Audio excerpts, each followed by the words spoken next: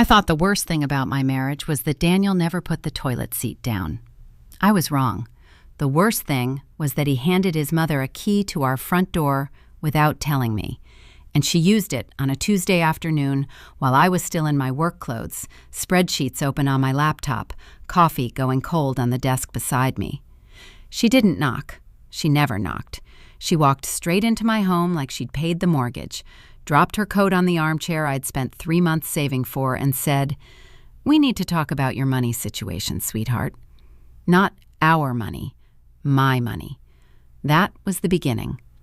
But the real story, the one I'm still unpacking 2 years later, started long before that Tuesday. It started the moment I deposited my first $2,500 paycheck into our joint account and noticed, without saying anything, that Daniel's contribution that month was $340. My name is Clara. I'm 31 years old. I work as a senior data analyst for a mid-sized logistics firm, a job I earned through 4 years of grinding through a computer science degree while waitressing on weekends, and 3 more years of working my way up from junior associate to someone whose opinion actually mattered in a meeting room. I am not, by any definition, a person who needs to be told how to manage her own finances. I track every expense. I have a savings account, a retirement fund, and a modest but real investment portfolio I built myself from scratch. Money is not a mystery to me. It is, in fact, one of the few areas of my life where I have always felt genuinely competent and in control. Daniel is 34. He is a freelance graphic designer. Genuinely talented, I still believe that, but inconsistent in the way that freelancers sometimes are when they have never been forced to be consistent. He has periods of real productivity, months where clients come in back to back and he's energized and engaged. And then he has other months. Long, quiet months where the work dries up and he fills his time with YouTube and promises that something big is coming. When we first started dating, I told myself this was the natural rhythm of creative work. By the time we got married, I had learned to quietly adjust my own budget to cover the gap. I never made a big deal out of it. I loved him. I wanted things to work. We had been married for 2 years when his mother, Margaret, started coming around more. She lived 40 minutes away in a suburb called Creekside, a tidy beige house with a front garden she tended obsessively, and a living room that smelled permanently of lavender fabric softener and something vaguely medicinal. I had met her before the wedding, of course. She was pleasant enough in the way that certain women are pleasant when they are watching you carefully and deciding something. She brought casseroles to dinner, complimented my curtains, and asked questions about my job with an interest that seemed genuine until later I would understand it for what it actually was: reconnaissance. Our house, my house technically since I had inherited it from my grandmother 3 years before meeting Daniel, was a 2-story brick building on a quiet street in Maplewood. 3 bedrooms, a small garden in the back, original hardwood floors that creaked in exactly the right places. My grandmother had lived there for 40 years. She left it to me specifically with a handwritten note attached to the will that said simply, "Take care of it. It's yours." I had cried reading that note. I still had it, folded inside the small wooden box on my nightstand. The house needed some work when I inherited it. A new roof, updated plumbing in the upstairs bathroom, fresh paint throughout. I had done all of it over 2 years, project by project, saving and planning each step. By the time Daniel moved in after our wedding, it was genuinely beautiful. Warm and full of light, and exactly what I had imagined a home should feel like. He said so the first time he slept there. "This place feels like you," he told me. I thought that was the nicest thing anyone had ever said to me. I should have paid more attention to what happened in the months after he said it. The first time Margaret made a comment about money, I dismissed it as small talk gone slightly sideways.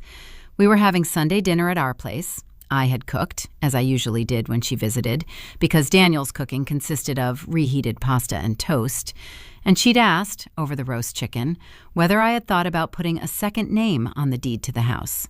"Just for security," she said, passing the bread basket, "in case something happened to you, God forbid." I said the deed was fine as it was, and changed the subject. Daniel looked at his plate. I noticed, but did not comment. The second time, she mentioned that her back porch needed repairing, and that the quote she'd received was, she said, absolutely criminal for what they're suggesting. She looked at me when she said it, not at Daniel. I said I was sorry to hear that, and hoped she found someone reasonable. She nodded slowly, in the way she had when a conversation hadn't gone the direction she intended. The third time was not a hint.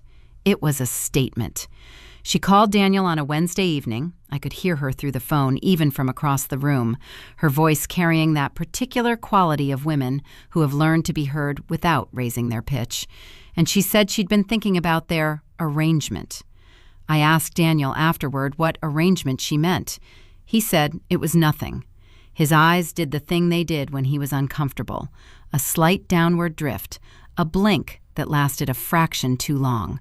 I filed it away and told myself I'd ask again later. I didn't. I should have.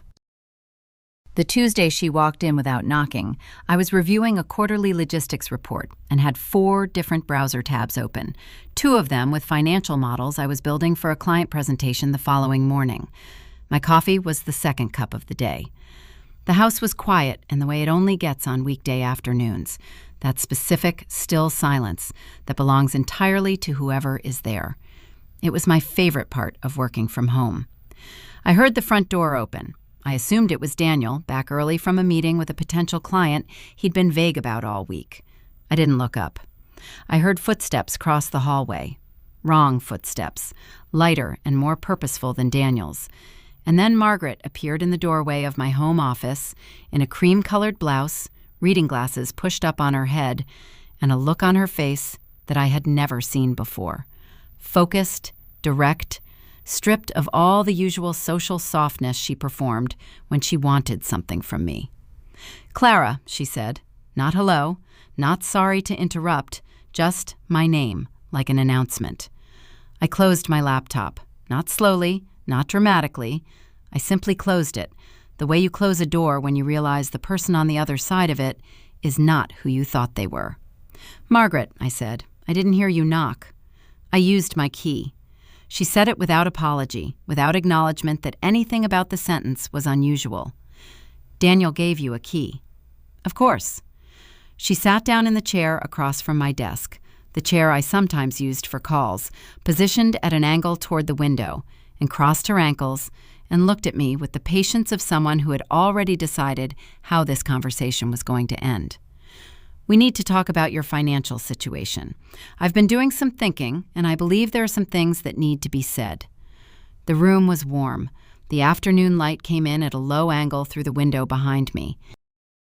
Somewhere outside, a neighbor's lawnmower started up, then stopped.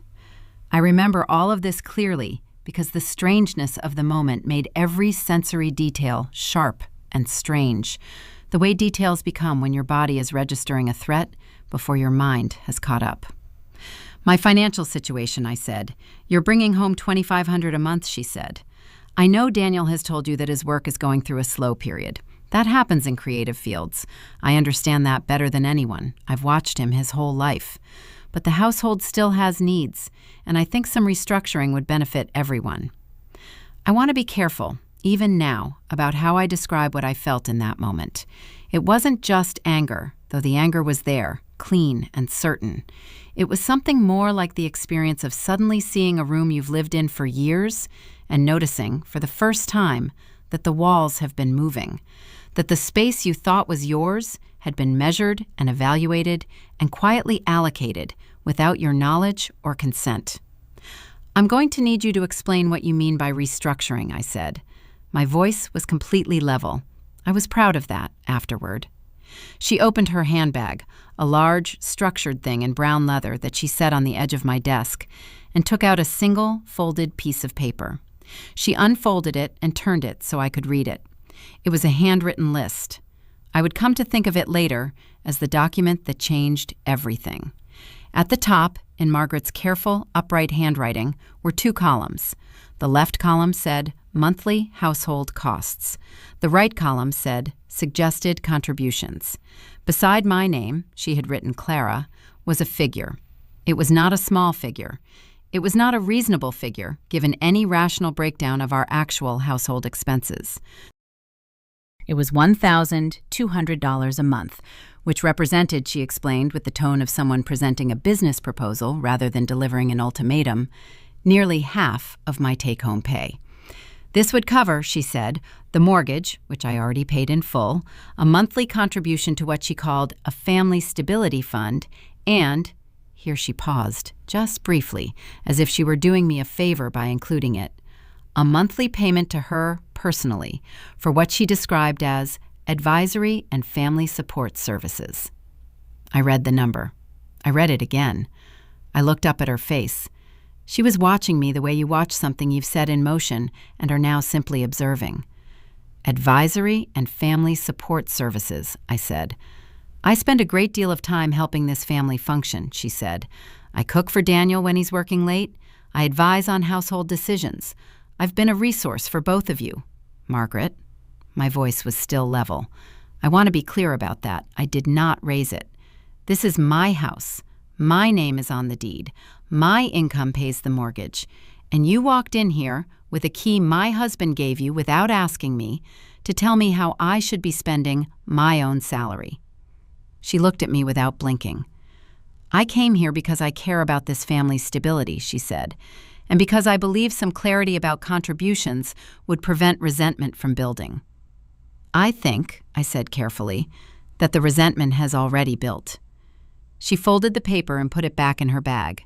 She stood up. She smoothed her blouse.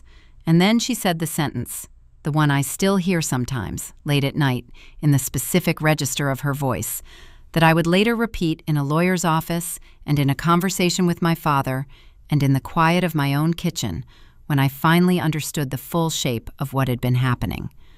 Clara, she said, the house is as much Daniel's as it is yours. You just haven't accepted that yet. She left. I heard the front door close. I sat in my chair for a long time in the afternoon light with the lawnmower starting up again outside and my cold coffee on the desk, and I thought about the deed to the house, which I had never shown her. I thought about the key she had used without permission, and I thought about the word yet, and everything it implied about a timeline I had not been included in. Then I picked up my phone and called my father. My father answered on the second ring, the way he always does. He's a retired civil engineer, a man who spent 30 years solving structural problems, who thinks in load-bearing terms, who has never in his life panicked about anything he could diagram on paper. His voice, when I told him what had just happened, went very quiet in the specific way it does when he is thinking rather than reacting. I knew that silence. It meant he was already building something in his head, a plan, a framework, a set of next steps, while I was still standing in the rubble.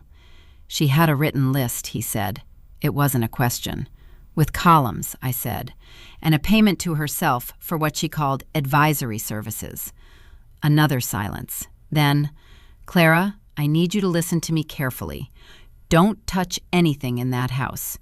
Don't move any documents. Don't have another conversation with that woman until you've talked to someone who knows property law. He paused. And you need to talk to Daniel tonight. Not tomorrow, tonight. I said I would. I meant it when I said it. But Daniel didn't come home until after 9 that evening, and by the time I heard his key in the lock, I had spent 5 hours cycling through anger, confusion, a strange grief I couldn't name, and a focused, cold clarity that felt more dangerous than all the rest of it combined. I had also, in those 5 hours, done something I had never done before in our marriage. I had gone through the filing cabinet in the spare bedroom. We kept the filing cabinet in what we called the spare room, though it was really more of a catch-all. Boxes from Daniel's last move that had never been fully unpacked, a folding table he used for large print projects, a bookshelf with a mix of my old university textbooks and his design reference books. 2 lamps that didn't match anything in the rest of the house. The filing cabinet was mine, technically. I'd bought it before we married to organize the house paperwork, the insurance documents, the deed, the utilities, the renovation receipts. I kept it locked. I had the key on my key ring. I unlocked it that afternoon not because I suspected anything specific, but because Margaret's words, "The house is as much Daniel's as it is yours," had planted something in me that needed answering. I wanted to look at the deed. I wanted to hold it, read my name on it, confirm the reality I already knew, but suddenly, stupidly, needed to see in writing. The deed was where it always was, in the hanging file marked property, Maplewood. My name, my grandmother's name in the transfer documentation, the date of inheritance, all of it exactly as it should be. I set it on the folding table and stood looking at it and let out a slow breath. And then, because I was already there and the cabinet was already open, I looked at the folder behind it. It was labeled, in Daniel's handwriting, MISC, Admin. I had never paid it much attention because Daniel had added it himself 2 years ago, not long after we married, and had described it vaguely as some paperwork I needed to keep somewhere. I had not asked what paperwork. I trusted him. We were married. I trusted him. The folder contained 4 documents. The first was a printout of what appeared to be a legal inquiry, a letter addressed to a firm called Hartwell & Associates, asking about the process for adding a spouse to a residential property deed in the state of New Jersey. It was dated 14 months ago. It was written in Daniel's email address and signed with his name. He had never mentioned it to me, not once. The second was a 2-page document I didn't fully understand at first glance, dense legal language, small font, but whose subject line stopped me cold.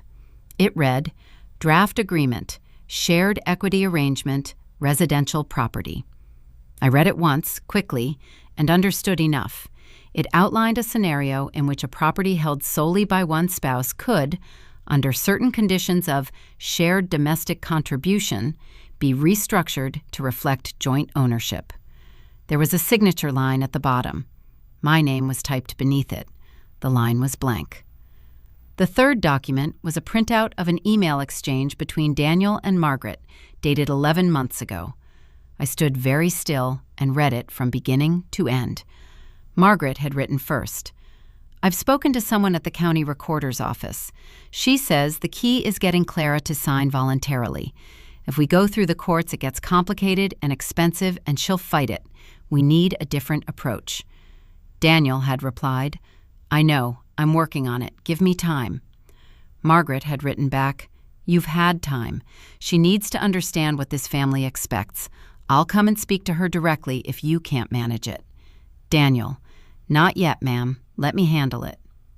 The fourth document was a blank notarized form, a transfer of partial interest in a residential property. The notary seal was already stamped. The property address was mine. The transferring party line was blank. The receiving party line read, Daniel Greer and Margaret Greer. Not Daniel alone, Daniel and his mother. I sat down on the floor of the spare room, which is not something I had ever done before in my life, and which I don't entirely remember deciding to do. The carpet was that particular beige-gray color of rooms that don't get much light. The documents were in my lap. The filing cabinet was open. Somewhere in the house, the refrigerator hummed. I remember the hum very specifically. It was the only sound in the world for what felt like a very long time. My hands were not shaking, which surprised me. I had expected them to shake. Instead, I felt something much stranger, a kind of stillness, as if my body had made a decision that my brain was still catching up to. I looked at the blank signature line where my name was supposed to go. I looked at Margaret's name beside my husband's. I thought about the Tuesday she had walked into my home, the house my grandmother had left me with a handwritten note, and sat down in my chair and told me, with absolute composure, that I needed to restructure my finances, that I needed to pay her monthly for her advisory services, that the house was as much Daniel's as it was mine, and that I simply hadn't accepted it yet. She hadn't come to talk. She had come to see if the pressure was working, to gauge how close Daniel had gotten, to decide whether to escalate. I put the documents back in the folder in the exact order I had found them. I locked the cabinet. I put the key back on my key ring. I went downstairs, made myself a cup of tea, and sat at the kitchen table and waited for Daniel to come home. He came in looking tired in the way he looks after a day that hasn't gone well, slightly deflated, jacket slung over one arm, running a hand through his hair. He saw me at the kitchen table and his face did something complicated, a flash of something that wasn't quite surprise, followed by the particular, careful neutrality of a man who is managing himself. "Hey," he said, "you're up." "Sit down, Daniel." He looked at me for a moment. Then he sat. I didn't raise my voice. I had made a decision in the spare room with the documents in my lap that I was not going to perform this conversation. I was not going to cry or shout or give him the spectacle of my distress. I was going to be surgical. I told him his mother had come to the house. I told him she had used a key he had given her without asking me. I told him she had sat down in my office and presented me with a written breakdown of how I should be spending my salary, including a monthly payment, to herself. I told him all of this in the same voice I use in client presentations: measured, factual, sequenced. He didn't interrupt. His eyes dropped to the table about 30 seconds into it and stayed there. When I finished, he said, "Clara, I'm sorry. She wasn't supposed to come today. I was going to talk to you first." "Talk to me about what?" He exhaled. It was a long exhale, the kind that precedes a sentence someone has been practicing. "About the house," he said. "About the fact that I live here, but I have no stake in it. That if something happened to us, if we split up, or if something happened to you, I'd have nothing. My mom has been worried about that for a long time." "Your mother has been worried," I said slowly. "And honestly, Clara, so have I. It's my home, too. I've been living here for 2 years. I looked at him. The kitchen was warm. The overhead light was the warm yellow we'd chosen together from a paint catalog. There were 2 mugs on the counter from that morning, his and mine, side by side the way they always were. "You've been living here," I said, "for 2 years, in a house I inherited from my grandmother, which I maintained and renovated for 2 years before you arrived, which I pay the mortgage on entirely because your income has not reliably covered your half of the agreed contribution, and your concern is that you have no stake in it." He said nothing. His jaw was tight. "Daniel," I said, "how long have you and your mother been planning to add her name to the deed?" The silence that followed was the loudest thing I had heard in years. He didn't ask how I knew. He didn't look confused or surprised. He looked instead at the table with the face of someone who has been caught in a room they didn't know had windows. It wasn't a plan exactly. There is a blank notarized transfer form in your filing folder with your name and your mother's name on it as receiving parties, I said. The notary seal is already stamped. Would you like to revise your answer? He pressed both hands flat on the table. He still didn't look at me. "She helped me get it drawn up," he said finally. "She knows someone. It was just to have it ready, in case you agreed." In case I agreed. I stood up from the table. I picked up my mug, walked to the sink, rinsed it, set it on the rack. All of this deliberately, each movement chosen.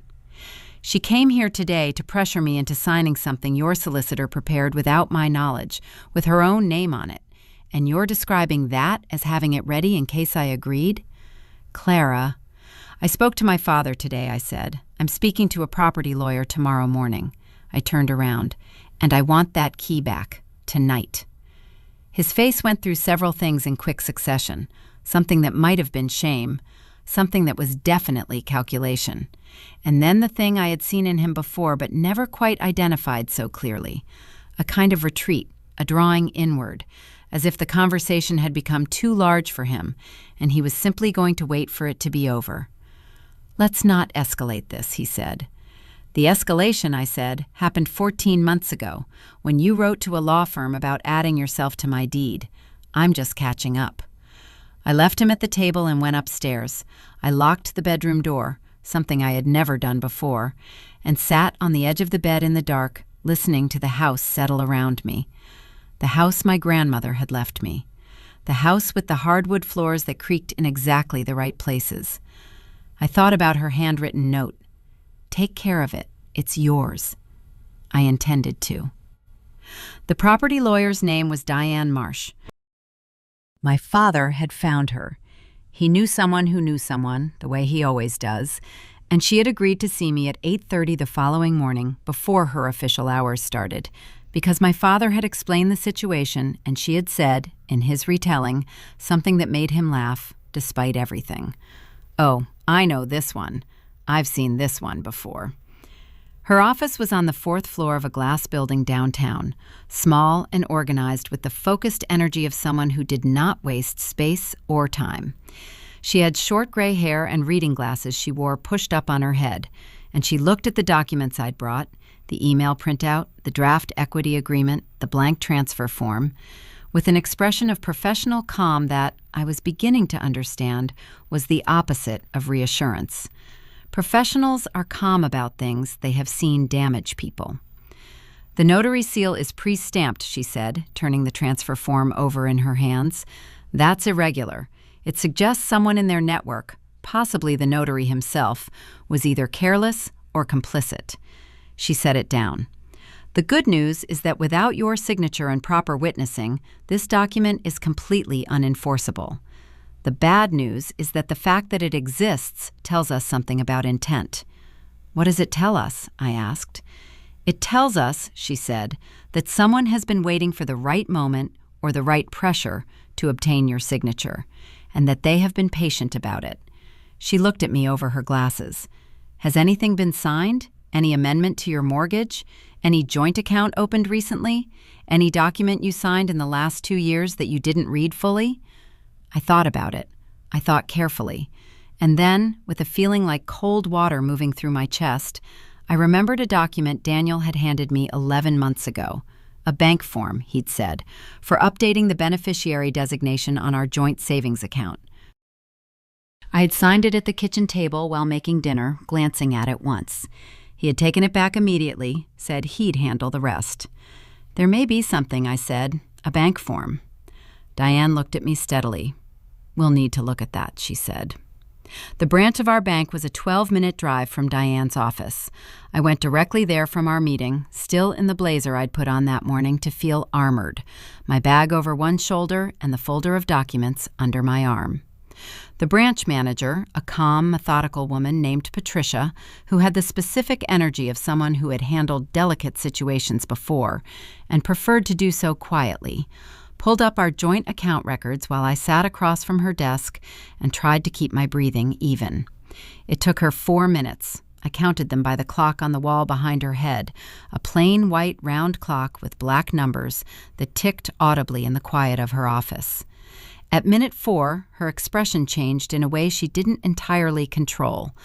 A slight tightening around the eyes, a fractional pause before she looked up at me. Mrs. Greer, she said, can I ask when you were last made aware of the changes to this account? The cold feeling in my chest spread outward. What changes? I said. She turned the monitor slightly so I could see it. The joint savings account, the one we had opened together when we married, the one I deposited $400 into every month without fail, the one that now held just over $14,000, had been modified 11 months ago. The beneficiary designation had been changed, as Daniel had told me, but the form he had handed me at the kitchen table while I was cooking dinner was not, it turned out, only a beneficiary update. It was a dual signature mandate change. It removed the requirement for both signatures on withdrawals above a certain threshold. The threshold was $5,000. The new mandate required only one signature, his. I signed this thinking it was a beneficiary form, I said. Patricia looked at me with the careful neutrality of a professional who cannot say what she is thinking, but whose eyes say it anyway.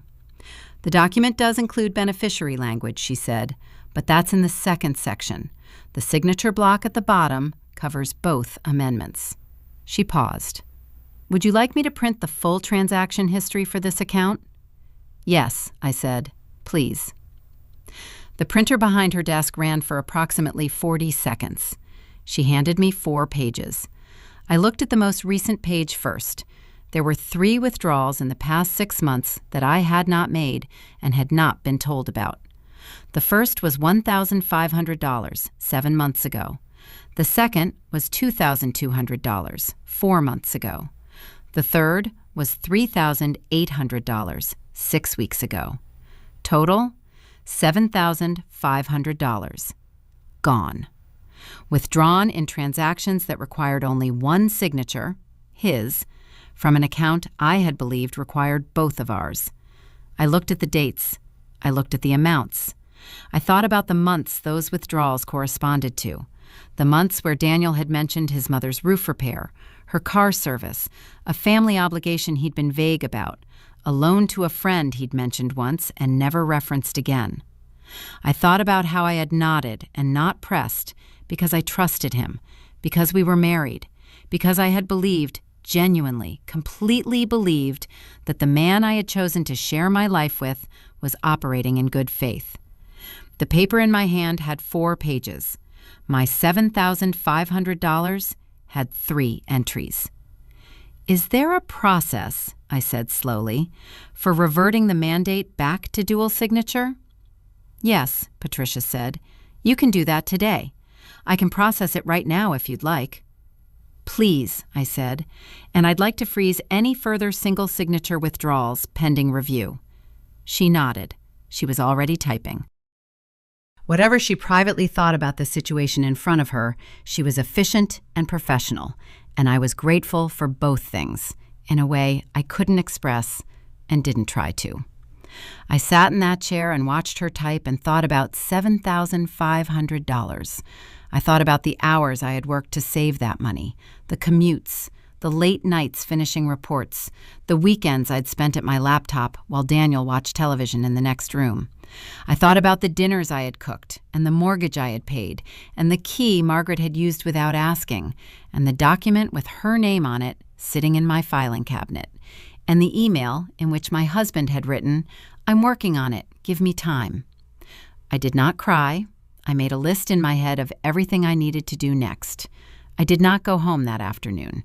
Instead, I drove to my father's house, which was 20 minutes north, and which smelled, the way it always had, of coffee and sawdust and the particular brand of wood polish he'd used on his floors for 30 years. He opened the door before I knocked. He had been watching for me, I realized, and stood back to let me in without saying anything, which was exactly right. We sat at his kitchen table with coffee, and I told him everything. The bank, the mandate form, the $7,500, the 3 withdrawals. He listened with his hands flat on the table and his face very still. When I finished, he was quiet for a moment. Then he said, "Has Daniel come home?" "I don't know," I said. "I came straight here." He nodded once. "Good." He stood up and went to the counter and refilled both our mugs, a gesture so ordinary that it anchored me in a way nothing else had all day. Then he sat back down and said, "Clara, I want to tell you something I should have said a long time ago, and I'm sorry I didn't say it sooner." I looked at him. "The first year you were married," he said, "Margaret called me. Once. You didn't know." She introduced herself very warmly, said she was calling because she wanted to make sure the families had a good relationship, all of that. And then at the end of the conversation, she asked me, very casually, like it was an afterthought, whether your grandmother's estate had included anything other than the house, whether there were any other assets, bank accounts, investments, anything like that. He looked at his coffee. I told her I didn't discuss Clara's finances with anyone, and she said, of course, she completely understood, and hung up. He looked up at me. "I should have told you then. I convinced myself it was nothing, a nosy woman, an awkward question. I'm sorry." The kitchen was very quiet. Outside, birds, a car passing, the ordinary sounds of an afternoon that had no idea what was happening inside it. "How long," I said, "do you think she's been planning this?" "I think," my father said carefully, "that she identified what you had before Daniel did, and I think she saw the marriage as a mechanism." He said it without drama, without anger, just with the flat precision of a man who has spent his life analyzing structural failures. The question now isn't how long. The question is what you do next. What I did next was call Diane from my father's kitchen and tell her about the bank account. She was quiet for a moment, then asked me to forward the transaction history she had given me. While she reviewed it, I asked the question I had been not asking all morning. Can Margaret's name ever legally appear on my deed without my informed consent? No, Diane said without hesitation. Not in New Jersey. Property inherited by one spouse prior to marriage is separate property. It cannot be added to marital assets without the owning spouse's clear, informed, voluntary consent, ideally witnessed and notarized properly. A pre-stamped blank form handed to you under pressure does not constitute that. A signature obtained through misrepresentation, like the bank mandate, opens significant legal questions about what else may have been obtained the same way. What questions exactly? Fraud, she said simply. Potentially, depending on what we find. Another pause. Clara, I want to ask you something. Have you ever signed anything for Daniel? Any document, any form, anything at all that you didn't read fully? Anything he handed you and took back quickly? I sat at my father's kitchen table and I thought. I thought carefully and completely, going back through 2 years of marriage the way you go back through a building looking for the moment the foundation shifted. I thought about tax forms, insurance updates, a refinancing inquiry Daniel had mentioned and then dropped, a power of attorney document he had asked me about casually 8 months ago, just in case something ever happened to one of us, for the house, that I had said I wasn't comfortable signing without reading properly, and he had said, of course, absolutely, no rush, and never mentioned again. And then I thought about the gym membership form. 6 months ago, Daniel had handed me a form at the kitchen table, said his gym was updating their family membership records and needed my signature as his spouse, something to do with emergency contact information and billing. I had signed it without looking. He had folded it and put it in his jacket pocket. I had never seen it again. It had probably been nothing. It was almost certainly nothing. But my hands went cold anyway, because I was no longer in a position to assume that anything was nothing. There's one thing I'm not sure about, I said, and described it to Diane. She wrote it down.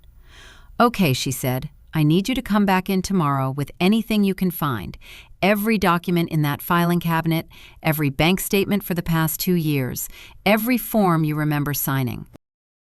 Bring your deed, your mortgage documents, your grandmother's will, and the transfer paperwork. Everything. Her voice was steady and authoritative, and exactly what I needed.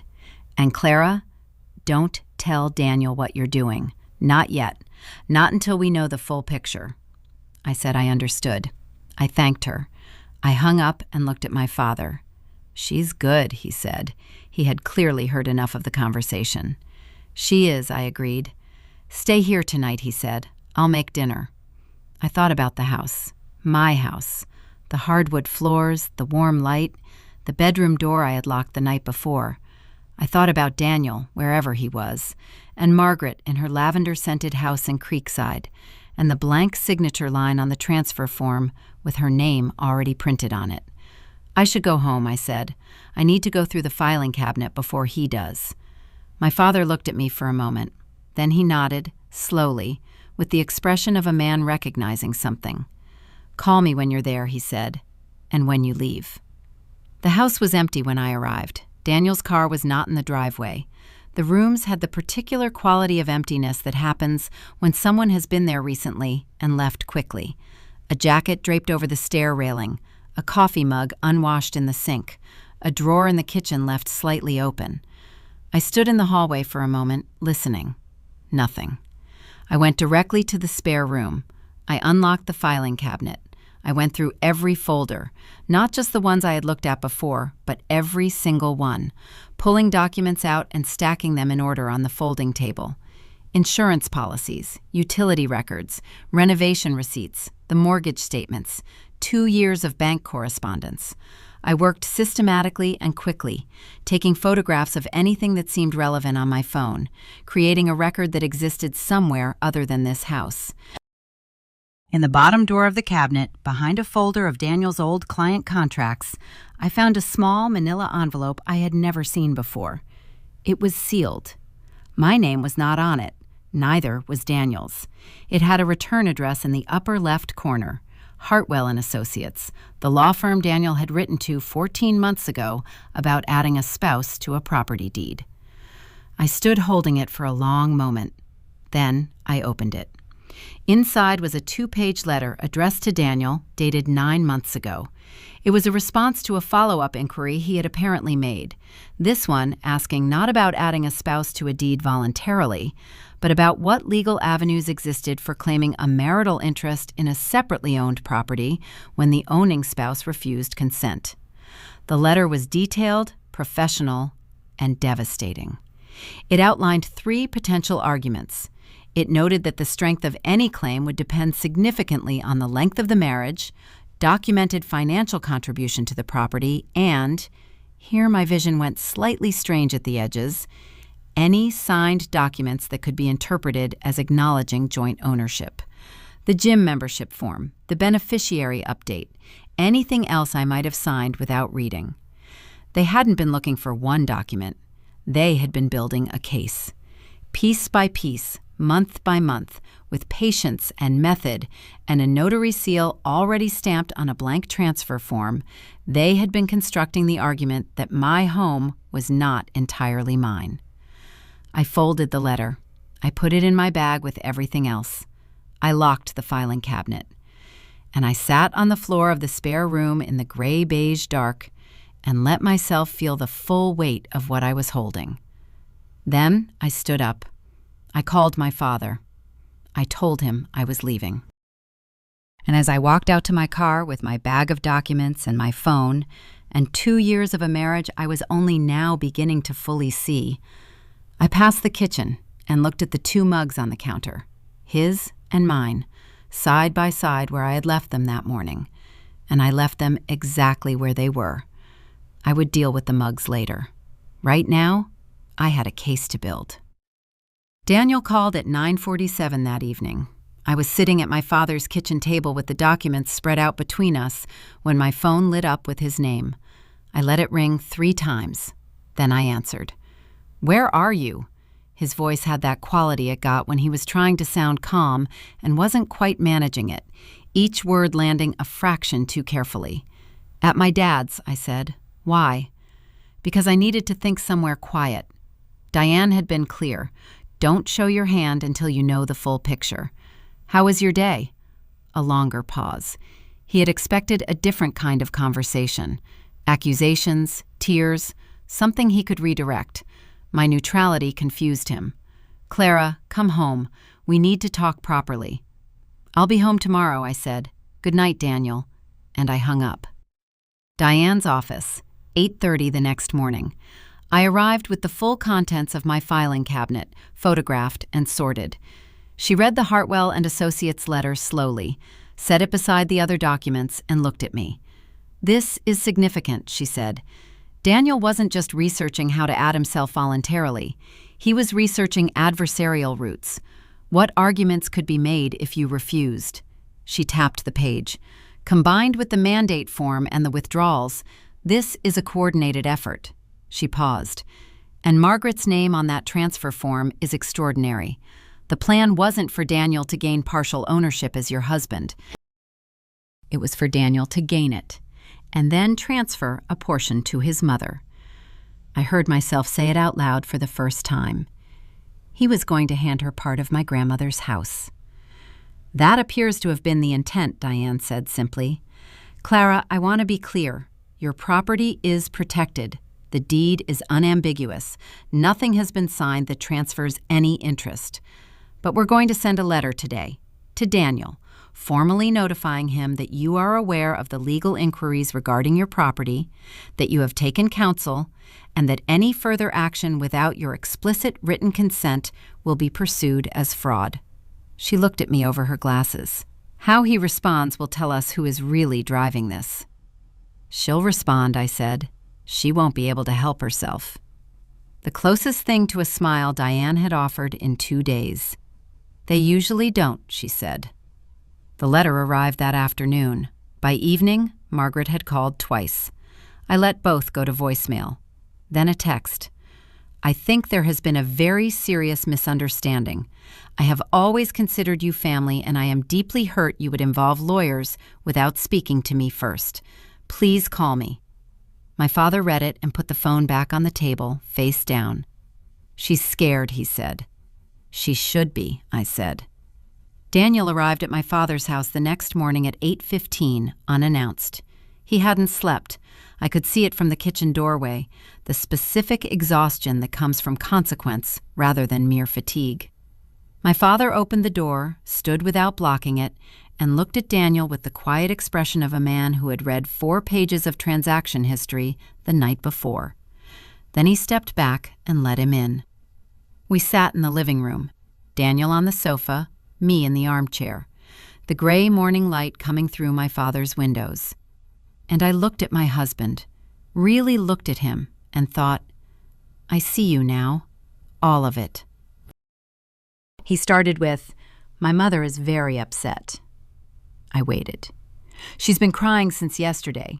She feels like the letter was an attack, like you've turned something that was a family conversation into a legal... Daniel, I said. He stopped. Your mother walked into my home with a key you gave her without my knowledge and presented me with a plan to take a portion of my grandmother's house. I said it without inflection. You wrote to a law firm 14 months ago. You had a transfer form prepared with both your names on it. You changed the mandate on our account and withdrew $7,500 I knew nothing about. I paused. Is any of that incorrect? He looked at the floor. No, he said, barely a sound. Then your mother's feelings about the letter are not what we're discussing. He looked up. His face had the expression I'd seen before, that retreat, that inward drawing, but rawer now, stripped of the usual social scaffolding. It was her idea, he said, the whole thing. She found the lawyer. She told me what to do. I went along with it because she convinced me it was fair, that it was reasonable, that you'd never... He stopped. I know how that sounds. It sounds like you're telling me it was your mother's fault. I'm telling you it started with her. And you went along with it for 14 months, I said, while I paid the mortgage every month without complaint, while I trusted you. I let that land. At what point were you going to tell me? The silence stretched. I don't know, he said finally. And that, not the documents, not the bank statements, not the transfer form with Margaret's name printed beside his. That I don't know was the thing that hurt the most. Not because it was shocking, because it was honest. I'm going home tomorrow, I said. I need you to be somewhere else when I arrive. What happens to our marriage is a question I'm not ready to answer today. But the house is mine. No documents, no names, no fees to your mother. The $7,500 will be addressed through my lawyer. None of that is negotiable. He nodded, stood, walked to the door, and I watched him go. And my father appeared in the kitchen doorway, and neither of us spoke for a long moment. He's not a bad man, my father said finally, the way he'd describe a beam that failed not from weakness, but from poor placement. No, I said, just not a strong one. Margaret called again that afternoon. This time, I answered. She opened with warmth, the performance of warmth, the specific register she used when she wanted something. Clara, sweetheart, there's been a terrible misunderstanding, and I just want to explain. Margaret, I said. She stopped. I have the email chain, the Hartwell letter, the transfer form with your name on it, and 4 pages of bank history. I paused. Is there something you'd like to explain? The warmth evaporated instantly. What replaced it was harder, stripped of all social padding. You had no business going through private documents. In my filing cabinet, I said. In my house. About my property. The house your husband lives in. With what contribution, Margaret, specifically? Because I have 18 months of mortgage statements that tell a very clear story. I heard her breathing go shallow. Your name was on a document to receive partial interest in property you have no legal connection to. My lawyer has used the word fraud. Would you like to continue this conversation? Silence, long and rigid. I want what's best for my son, she said. Thinner now, the confidence gutted. So do I said, which is why I'm giving him the chance to make better choices than the ones you made for him. Don't call me again, Margaret. If you have something to say it through Diane Marsh. And I hung up. My hands were completely steady. The afternoon light came through my father's kitchen windows, pale and golden.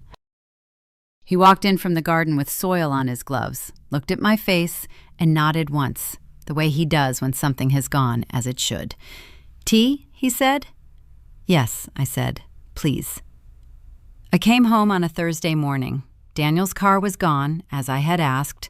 The house was quiet in the way it gets when it belongs entirely to itself, that deep, settled stillness that I had loved from the first time I walked through the door as its owner, and which I had not felt in weeks. I stood in the hallway for a moment with my bag at my feet and just let it be around me.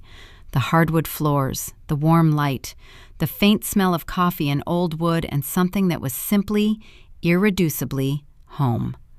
I put my bag down. I made coffee, and I sat at the kitchen table and opened my laptop and wrote an email to Diane with 3 attachments: the full transaction history, the Hartwell letter, and a summary of every relevant conversation I could document. She responded within the hour. The process was beginning. What followed was not fast and it was not clean, but it was thorough. Diane filed a formal civil claim for the recovery of the $7,500 withdrawn through the fraudulently obtained mandate change. The bank, presented with documentation of how the mandate form had been misrepresented to me, opened their own internal review. Patricia, the branch manager who had printed my transaction history with that careful, controlled expression, submitted a statement confirming the irregularities in the mandate processing. Within 6 weeks, the full $7,500 was returned to the joint account. Diane's letter to that effect was the most satisfying single document I had ever held. The Hartwell and Associates situation was more complex but ultimately landed the same way.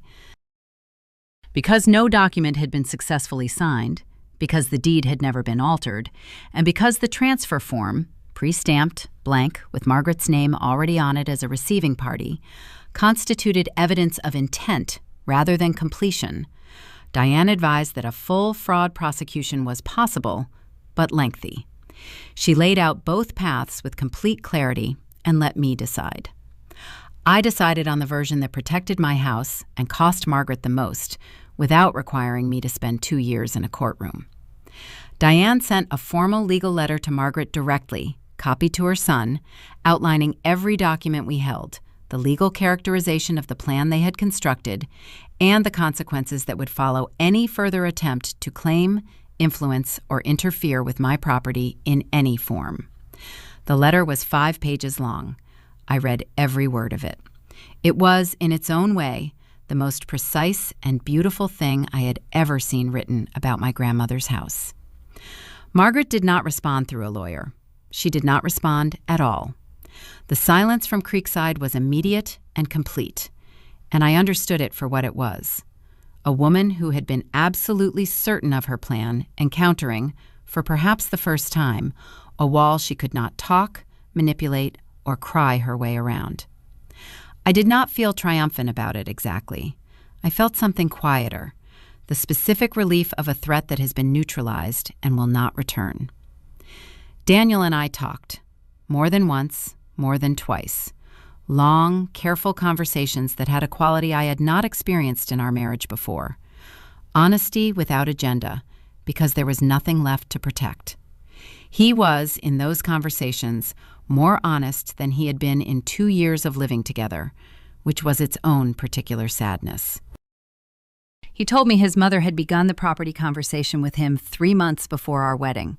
She had seen the house, understood what it was worth, understood that it was mine alone, and had told him quietly but clearly that he needed to secure his position. He had not known, he said, how to resist her. He had not known, I thought privately, how to want to. He was not a monster. He had been, in the truest and most damaging sense, a weak man in the wrong position. A man who loved his mother's approval more than he valued his wife's trust, who had been given a clear choice between complicity and courage, and had chosen the path that required less of him. I understood that. I even, in a complicated way that took months to fully locate in myself, forgave it. But understanding and forgiving are not the same as continuing. We separated in October. The divorce was uncontested. Daniel did not challenge any property terms, which I suspected was partly genuine remorse and partly the knowledge that he had no legal ground to stand on, and a lawyer who had told him so in plain language. He moved into a flat on the other side of the city. We divided what needed dividing. The house remained entirely, unambiguously, irreversibly mine. Diane filed the final paperwork on a Wednesday afternoon and called me when it was done. The deed has been formally reviewed and confirmed in sole ownership, she said, with the professional satisfaction of someone closing a case well. No further action required. I thanked her. I meant it deeply and completely. My father came for dinner the following Sunday. I made roast chicken, the same thing I had cooked the last Sunday Margaret had sat at my table, which felt both deliberate and right. We ate in the kitchen with the warm overhead light and the windows dark against the November evening, and my father told me about a bridge project he'd been following in the news, and I told him about a new client at work, and at some point we were simply two people having dinner in a warm house on a cold evening, and the weight of the previous months had shifted into something I could carry rather than something carrying me. After dinner, he stood at the kitchen sink washing up the way he always insists on doing, and I dried and put things away, and at some point he said, without looking up from the water, "Your grandmother would have handled it exactly the same way." I held a plate for a moment, thought about her handwriting on that note. "Take care of it. It's yours."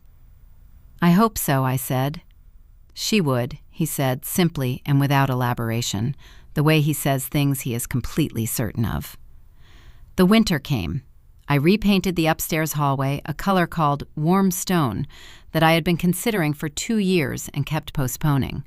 I bought a new armchair for the living room to replace the one Margaret had sat in on that Tuesday afternoon, a deep green one, comfortable and solid and entirely mine in the way everything in the house now felt entirely mine, uncontested and clear.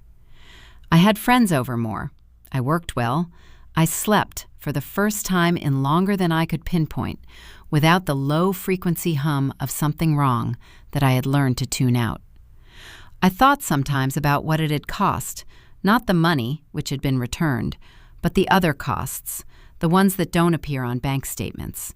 2 years of trust, a marriage I had believed in, the particular grief of discovering that someone you loved had looked at your life and seen primarily what could be taken from it. Those costs were real, and I did not pretend otherwise. Grief, I had come to understand, was not a problem to be solved, but a thing to be passed through. And I passed through it as honestly as I could, in my own time, in my own house.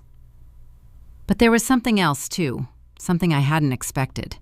A new steadiness, the particular confidence that comes not from never having been knocked down, but from discovering what you're made of when you are. I had faced the thing and named it and held my ground and won. And I had done it not through rage or performance, but through clear thinking and documentation and the quiet, unsentimental application of facts. My grandmother had built a home. I had defended it. The line between us felt, on the best days, like a kind of conversation. On the last day of November, I sat on the back porch in the cold with a cup of coffee, the garden bare and frost silver, the neighborhood morning sounds coming over the fence, a dog, a car, someone's radio. The house behind me was warm and lit and quiet. Mine.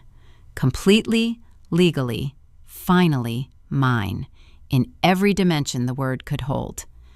I thought about Margaret's voice on the phone that afternoon. I want what's best for my son. And I thought about how long she had been saying it, and how little she had ever considered what it cost someone else. I didn't hate her. I had moved past hate sometime in the autumn into something more useful, a clear-eyed understanding of what she was, and a complete indifference to her existence.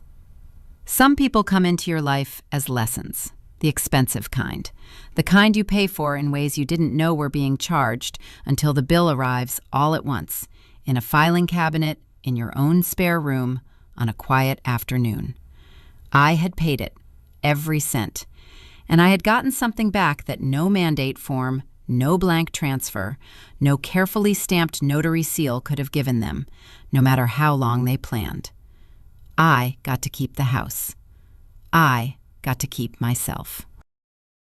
I finished my coffee, went inside, and locked the door behind me. Not from habit, not from fear, but simply because it was mine to lock, and I had earned every deadbolt click of it. And that was enough. More than enough. It was everything.